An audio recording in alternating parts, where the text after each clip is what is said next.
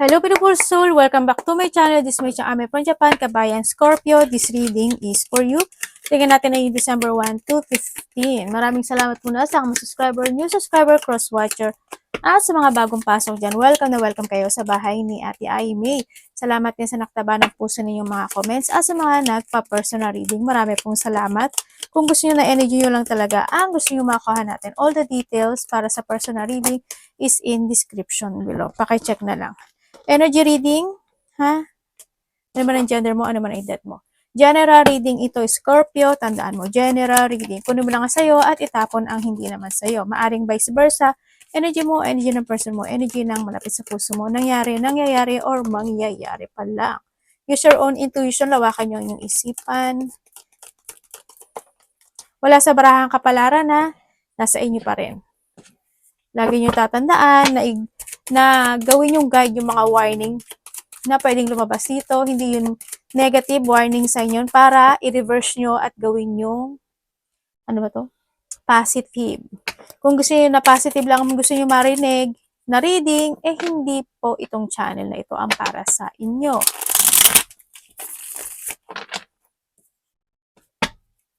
Kasi sinasabi ko, yung sasabihin ni card para kay Scorpio.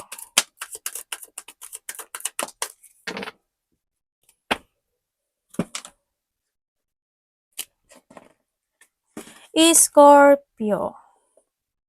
Someone will gossip about all your secret. Pwedeng ikaw ito or pwedeng someone. No? Yan, mga chismis, huwag ka masyado magkikwento, ganyan. And syempre, iba dito is you need to trust sa intuition nyo. Triumph over trouble, obstacle.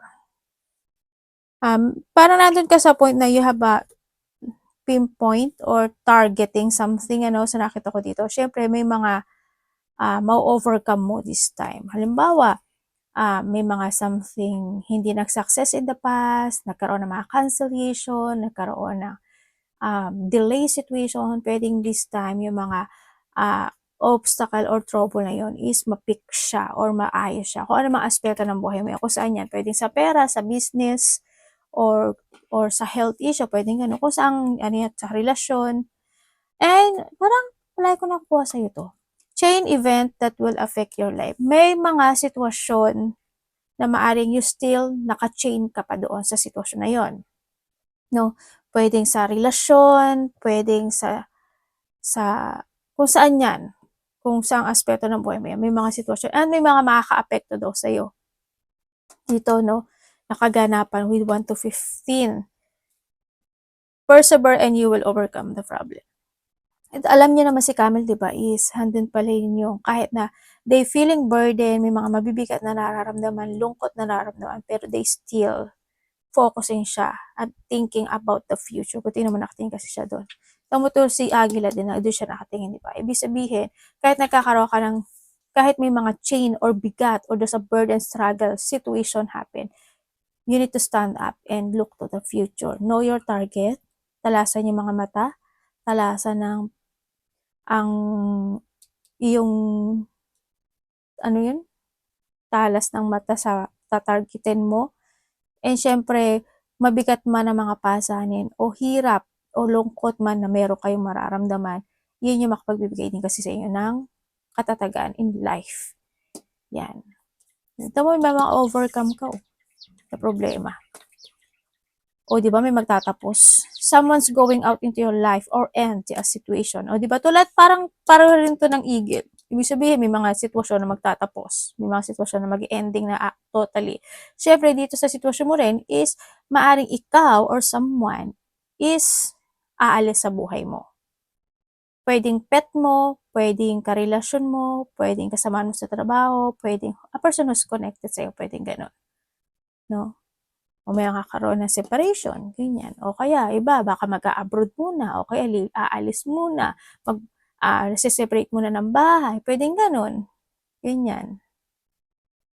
Kung paano man siya lalayo or aalis, o ano. Oy, the key, diba? Successful outcome to your problem. O, diba? Sabi ko sa'yo, may mga successful outcome, And syempre sa iba sa inyo, the key is in your hand. Sabihin, nasa sa'yo yung susi. Magkakaroon ka ng mga new idea, may mga new idea ka na maiisip. Halimbawa, gusto mo palaguin yung pera mo, gusto mo magnegosyo, gusto mo kung ano mga bagay na yan, nandun ka sa point. And then, gawin mo siya. No? Kasi, nasa sa'yo na daw. Ibig sabihin, i-unlock mo na lang yon or sususian mo na lang siya para makapasok ka doon and it will be successful kung saan aspeto ng buhay mo yan. O, di ba, financial pinch, ibig sabihin, 1 to 15. Also, related na yan sa December. Meron kang mga financial situation na magiging maganda. Yan. Kaya itong burden na to na nahandyan sa'yo, maiibsan mo siya by this December kasi andito na sa'yo si Key. Basta sabi ko, diba, nakapokus ka lang doon. Kahit mabigat itong chain na to or may mga bigat na sitwasyon in life, as long as you are focusing, magiging maganda siya.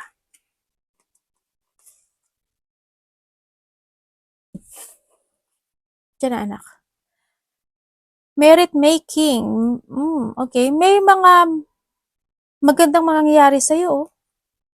Dito. Ibig sabihin, meron kang sitwasyon na you're sacrificing something or maybe you're waiting for something or may mga inaasam ka o pinipray or inaasam na it will make na mangyayari siya. Kasi andito rin siya. May mga merit na sitwasyon. Iba sa inyo is magkakaroon kayo ng thinking about strategy. Kung saan aspeto ng buhay mo yan, magkakaroon ka ng strategy, magkakaroon ng mga plano. Iba sa inyo, magaling kayo magbasa ng mind ng tao or parang nababasa mo or mabivision mo sila. Yan, may mga sitwasyon na pwedeng mo mapredict. Halimbawa, nag-order ka ng, may in-order ka. Tapos sabihin mo, dadating yan bukas. Then dadating siya bukas. Pwede nga, kung how you predict something. Yung iba sa inyo marunong kayo mag-predict. Or may mga mapipredict kayong situation na pwede magkatotoo. Maaari din, iba sa inyo is nagtatataro reading, no? Kasi andito rin si strategy, nahandun din na there's a fate. Kumaga, you know your fate na magsasucess ka sa mga gagawin mong sitwasyon. This time, by this December, and it will success talaga siya, no? Siyempre, as long as you have a strategy in life. Yan. Nandito kasi sa sitwasyon mo na anyway, parang susugal ka sa sitwasyon. Ganyan. Halimbawa, mag-business ka. Parang, kasi December, di ba? Parang, halimbawa, susugal ka na magbenta ng ganito. Ganyan. Susubukan mo, o kaya susugal ka na magtinda-tinda. May ganon. And it will success, kasi andito siya, oh. Yan. Yan, may mga strategy situation. Iba dito is, maring may mga may mga nagpapa-fortune telling, ganyan, nagta-tarot reading, o kaya naman may tao na kakilala ka, or kaya is nagpapataro sa iba sa inyo. Sa iba sa inyo, may mga coincident situation, sa aspeto na yan. And syempre, meron tayo stop.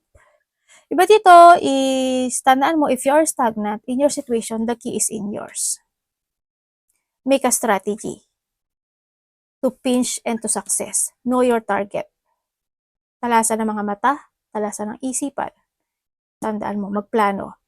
And may mga sitwasyon na may mga halimbawa, may sasabihin ka na tama na muna, wag muna, stop muna, pag-isipan muna, planuhin muna, ganyan. Or someone is magsasabi nito sa yung stop. Pwedeng gano'n na may mga sitwasyon na magte-take a break ka. Pwedeng sa trabaho, sa relasyon, or any situation in life. Pwedeng gano'n. Baka gusto mo bakasyon, o kaya kung ano man yan, kung saan aspeto ng buhay mo yan. Energy.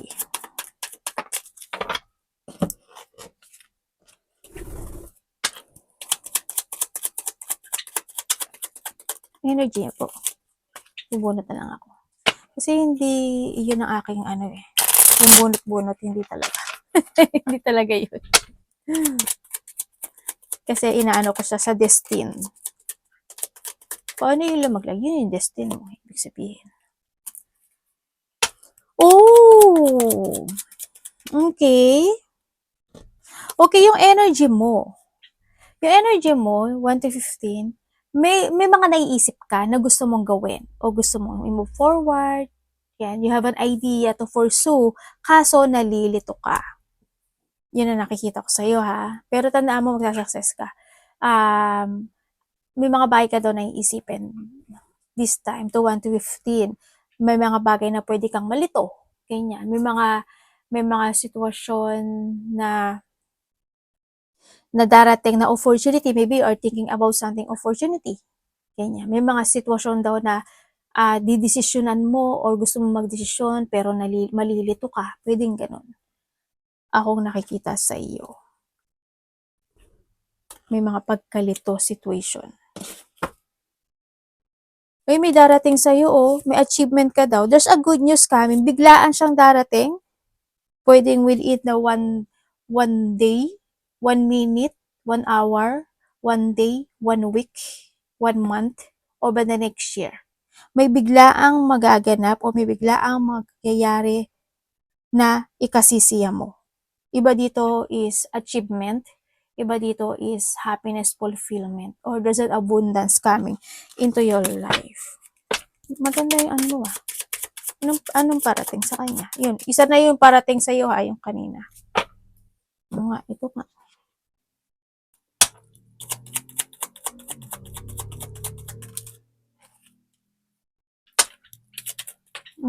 Okay, parating sa iyo. Parating sa iyo, may tao na mahalaga sa iyo or pinapahalagahan mo or pinapahalagahan kanya, nakakausap sa iyo. Itong tao na to is pwedeng kapatid mo, pwedeng mas bata ito sa iyo, or pwedeng ito is nasa kabilang baryo, nasa probinsya o nasa ibang bansa. Pwedeng ganun. Yun na nakita ko. And also, parating sa'yo is makakarinig ka daw, pwedeng ikaw ito or vice versa, mayroong tao na magpapayo sa'yo or ikaw ang bibigay ng pagpapayo. May tao din na magkakaroon kayo ng dealing or there's a partnership na magaganap. May mga collaboration, partnership, dealing. Merong tao din na mag-shares ng goals or you share a goal sa isang tao, pwedeng gano'n, or siya sa'yo. Yun ang parating sa'yo, ha? Sa iba naman din sa inyo is, nandito ka sa point ng buhay mo na magkakaroon ka ng decision making or may mga bagay ka na magiging devoted doon sa sitwasyon na yon or magdidesisyon ka sa sitwasyon na yon, pero magkakaroon ka na ng self-doubt. Pwede na doon ka sa point na magkakaroon ka muna ng mga ibang option. There's a few options sa iba. May mga few options sa iba. May mga sitwasyon na indecision ka. May mga sitwasyon na pwedeng yung iba is kakabahan kayo from the unknown. Parang nandun ka sa point na what if gawin ko to? Baka hindi mag-success, baka hindi maging maganda, baka ganito, baka ganyan, o kaya pag sinabi ko to, baka hindi maging good. Tatandaan nyo, the success is the key is in yours, ha? So, iba sa inyo, pwede kayong may mga sitwasyon nga na i-delay or i-cancel. Maaaring halimbawa, gagawin mo ngayon, ay bukas na lang, sa isang linggo na lang, ganyan. O kaya, teka lang, pag-iisipan ko muna, pwedeng ganon. May mga decision making ka na magiging ganon sa sitwasyon.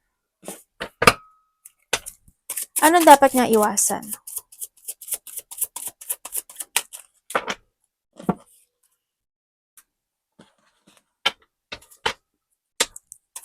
Dapat mong iwasan ni Scorpio.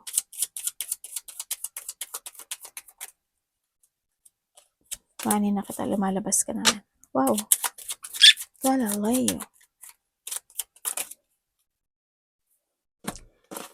Hindi ko muna sasabihin yung dapat iwasan, ha.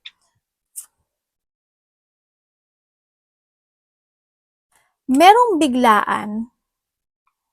ibiglaan na ikakabigla mo, ikakashock mo, o hindi mo inaasahan na isang bagay, isang sitwasyon na ikaw is ma-excite. May mangyayari. Hindi mo na to advise sa another message. And also, meron ako nakikita na wealth prosperity, kasaganaan, material success na parating, ikaka-shock mo siya kasi parang bigla hindi mo expected na mangyayari yun, ganyan. Baka may ayuda, di ba? Basta there's a blessings coming. Yun na nakita ko. Merong din na isang sitwasyon na stability parating din sa'yo stability. May mangyaring ganun. Magkakaroon ka daw ng mga plano or there's a new plan na ikaka-success mo or magiging maganda yung resulta nun. Kung may naiisip ka na plano, gawin mo siya. Kasi andito si kasaganaan. Andito si stability.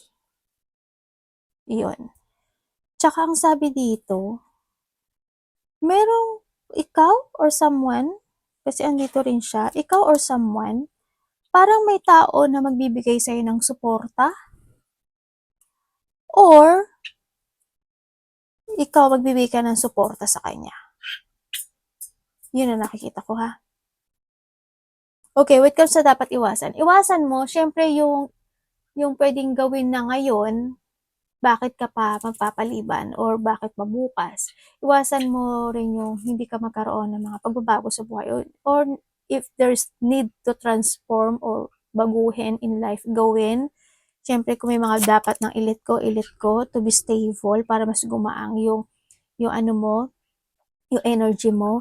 And dapat mo ring iwasan yung medyo maging impatient ka or maging maiksi yung pasensya mo. Medyo hapaan mo pa yung pasensya mo, no? Iwasan mo rin yung malack of goal ka, plan, ganyan. O kaya yung maging close-minded ka, iwasan mo yun. O yung mga taong close-minded, iwasan mo rin. Pag-aalboroto, pagtatampo, or pag-iisip na mga kabiguan, medyo iwasan mo na lang din, ano? And then, syempre, yung mga tao na may mga bad intention sa'yo, iwasan mo siya. Yung makakasama sa'yo, iwasan mo siya. Kung saang aspeto man ng buhay mo yun. Yung, syempre, isa rin yung hindi ka maghigpit sa iyong mga, sa health, sa physical, mentally, emotionally, pera. Yan, kung saang aspeto. Basta, kailangan mo daw ba't ito? Higpit. Love, kapatid, anak, magulang, karelasyon, kaibigan, pamilya. Kamusta ang love ni Scorpio? Huwag niyong ipilit kung hindi niyo ito, yung iba dyan, pagka nakadinig ng warning sign, kung makapagsalita, ewan ko sa inyo. Pag nakarinig naman ng positive, ay, claim, ambot sa imo. Sabi ganyan, naging Bisaya tuloy ako sa inyo. Basta hindi ako Bisaya na Bisaya ako tuloy. Diba? That's life, ate. Oo nga. Sinabi niyo na ipakita yung totoo niyong ugali. Nakakahiya. Okay naman kung maganda ugali, no? Pwede niyo ipakita. Pero yung masama, huwag niyo na ipakita. Minamadla niyo pa. Okay, when it comes to a love.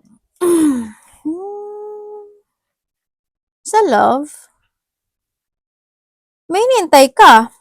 Or someone's waiting, dito. When it comes sa love kasi, sa mga single dyan, may makikilala kayo.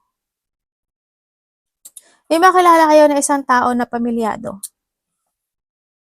Mas bata to sa inyo. Or sa iba naman dito is mas, vice versa kasi siya, no? Pero sa iba dito, mas bata to sa inyo. Sa iba naman, kung kayo is separated, is isa sa inyo is still waiting and want ng getting together.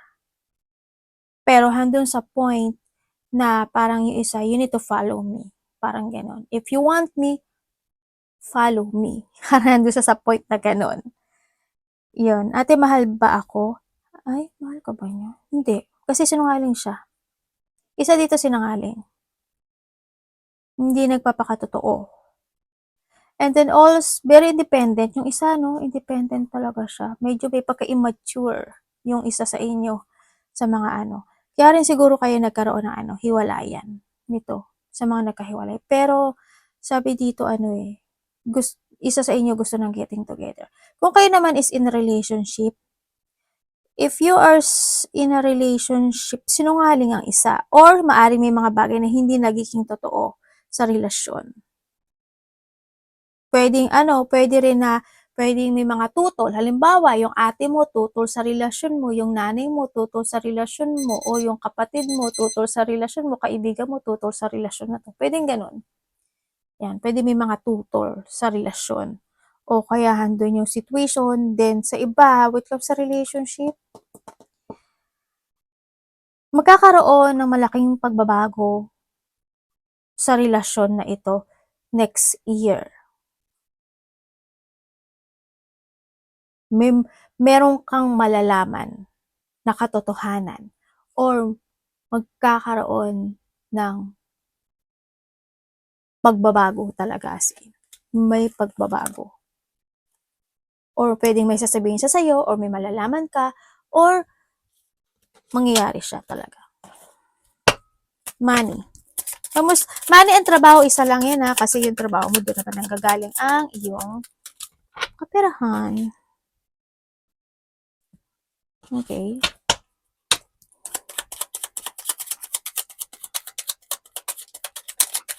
Sa money po niya. Bale, makapak na siya. Okay. Sa money mo. Ang dami naman ito. Nagreklamo si ate. Okay, when it comes sa money mo, yes, magkakaroon ng improvement. Meron kang isang sitwasyon daw na dati mong ginagawa na pwede mo siyang gawin ngayon and you will be success. Kasi kaya rin lumabas to. May ginawa ka noon.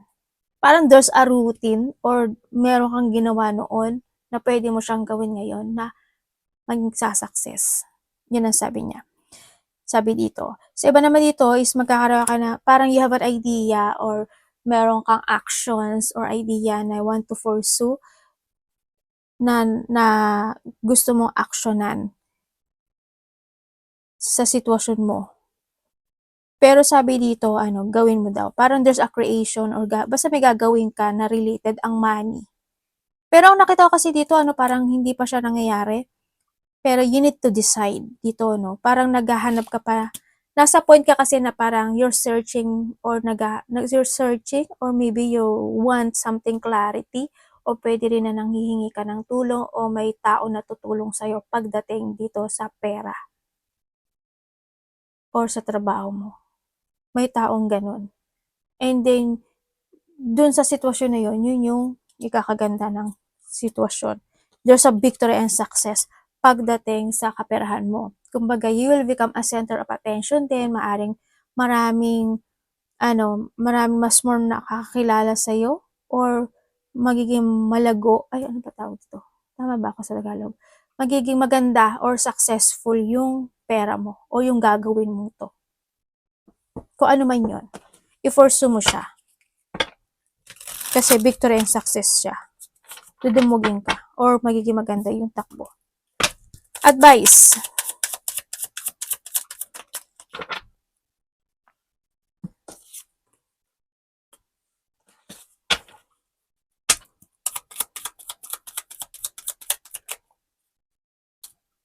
Okay, when it comes sa advice. Okay, when it comes sa advice mo, may nintay ka.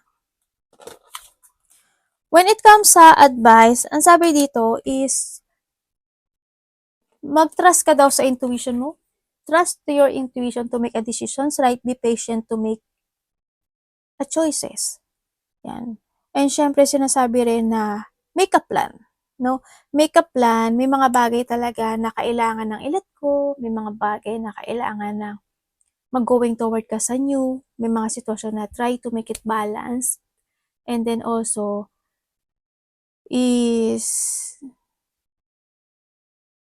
do something na kinagagalak mo or kinasisiya mo. Parang handun ka sa point na jump to your passion. Ibig sabihin, ano ba yung passion mo this time? Ano ba yung creation na you want na gawin mo siya, and then you will be success. Tanaw palagi sa Isiki. No? And then, syempre, sabi rin dito is be confident, and then, be adventurous, actually, be creative.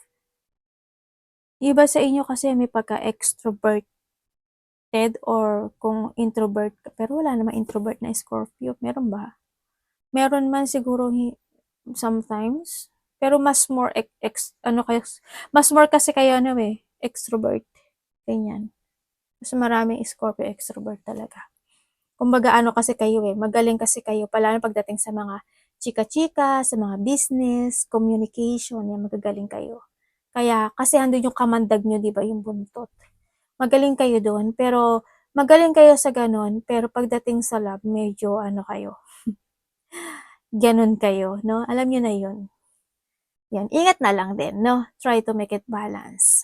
Make a plan very carefully, be prepared and, expansion ano, expansion is needed.